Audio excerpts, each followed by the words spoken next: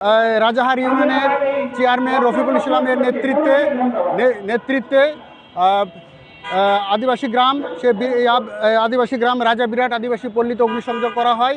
আমাদের দাবি হচ্ছে যে ফিলিমোনা যে হাসদাকে নির্যাতন করা হয়েছে, প্রচণ্ড মারধর করা হয়েছে এবং সে অজ্ঞান অবস্থায় তাকে শহীদ জিয়া রহমান মেডিকেল কলেজে ভর্তি করা হয়েছে এবং অনেক আদিবাসী ভাই বোনদেরও মারা হয়েছে এবং ঘর বাড়ি পুড়িয়ে দেওয়া হয়েছে। তার আমরা সুষ্ঠু বিচার চাই।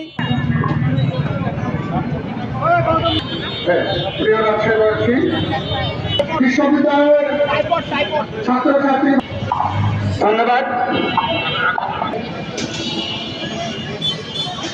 এই প্রতিবাদী মানববন্ধনের আমরা যদি একটু চিন্তা করি, সেই দীর্ঘদিন ধরে সেই বাগদা ফার্মের সেই 1800 বিঘার উপরে যে জমি পুনর্দখলের বা আদিবাসীদের জমি ফিরিয়ে দেওয়ার দাবিতে যে আন্দোলন চলছে, সেই আন্দোলন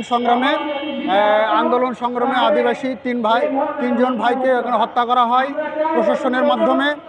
সেই প্রশাসনের বিচার যদি আজকে হতো, তাহলে আজকে গত 3 তারিখে যে ঘটনা ঘটেছে সেটা হতো না বলে আমরা আদিবাসীরা মনে করি।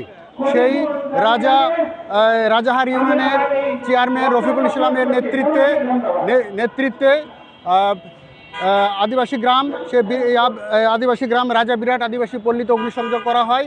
আমরা জেনেছি সেই রাজা বিরাট আদিবাসী পল্লীতে গ্রাম সংলগ্ন আদিবাসীদের প্রায় 250 বিঘার মতো জমি আছে। সেই জমি তারা আদিবাসীরা দীর্ঘদিন ধরে ভোগ দখল করে। সেই ভোগ দখল জমিতে চেয়ারম্যান রফিকুল ইসলাম হঠাৎ করে আসে, তার 16 শতক জমি আছে বলে সে দাবি করে এবং সে মাটি ভরাট করে। আদিবাসীরা সেখানে বাধা দেয়।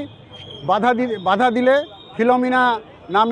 ফিলোমিনা হাসদা নামে যে 55 বছর বয়সী মহিলা, তাকে জখম করা হয়।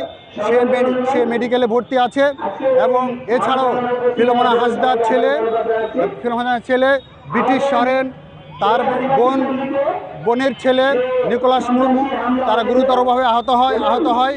আসলে এই যে গোবিন্দগঞ্জ উপজেলায় যে সাঁওতালদের উপরে এক নারীর উপরে যে নির্যাতনের ঘটনা ঘটেছে, এতে আদিবাসীরা সাঁওতালরা অনেক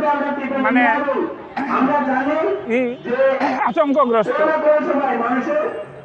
শুধু তাই নয়, সেখানে আগুন দেওয়া হয়েছে, আদিবাসীর ঘর বাড়িতে আগুন দেওয়া হয়েছে। তো আমরা নিন্দা জানিয়েছি এবং দোষীদের করেছি এবং এখানে দেখেছি যে বর্তমান সরকারের ভূমিকায় আমরা সন্তুষ্ট। এখানে চেয়ারম্যানকে গ্রেপ্তার করেছে এবং আমরা চাই সকলে যারা দোষী যারা এর ঘটনার সঙ্গে জড়িত তাদেরকে সবাই আইনের আওতায় আনুক। আমরা চাই বৈষম্য যাতে না ঘটে, সবাই যাতে এই দেশে ভালোভাবে থাকতে পারি, এই কামনা করি। আমাদের দাবি হচ্ছে যে ফিলিমোনা যে হাসদাকে নির্যাতন করা হয়েছে, প্রচণ্ড মারধর করা হয়েছে এবং সে অজ্ঞান অবস্থায় তাকে শহীদ জিয়া রহমান মেডিকেল কলেজে ভর্তি করা হয়েছে এবং অনেক আদিবাসী ভাই বোনদেরও মারা হয়েছে এবং ঘর বাড়ি পুড়িয়ে দেওয়া হয়েছে। তার আমরা সুষ্ঠু বিচার চাই। যারা এই এমন কার্য করেছেন তার আমরা বিচার চাই এবং এর বিচার অতীতে হয় নাই বলে একের পর এক বিচার হচ্ছে, এই নির্যাতন হচ্ছে। এই নির্যাতন থেকে আমরা মুক্ত পেতে চাই। আমাদের এই দাবি আমরা শুরু করেছি সারা দেশে। আমাদের দাবি না মানা পর্যন্ত, আমাদের সুফল না পাওয়া পর্যন্ত আমরা মাঠে আছি এবং থাকব। এবং বারবার সাঁওতাল হত্যা হয়েছে, সেখানে আপনারা জানেন বাগদা ফার্মের সাঁওতাল 3 জন হত্যা হয়েছে। অসংখ্য আমার আদিবাসী ভাই বোনেরা নির্যাতন হয়েছে, তার বিচার আমরা পাই নাই। বরঞ্চ আদিবাসীদেরকে আসামি করা হয়েছিল এবং আসামিদেরকে হেনস্থা করার চেষ্টা করা হয়েছিল। এখন আমরা যেটা বলতে চাই, সরকার পরিবর্তন হয়েছে, এখন যারা আছেন তাদেরকে ধন্যবাদ জানাই যে গতকাল একজনকে অ্যারেস্ট করেছেন। আমরা আশা করব এই সরকারের কাছে যে সকল যে আসামি তাদেরকে গ্রেপ্তার করা হোক।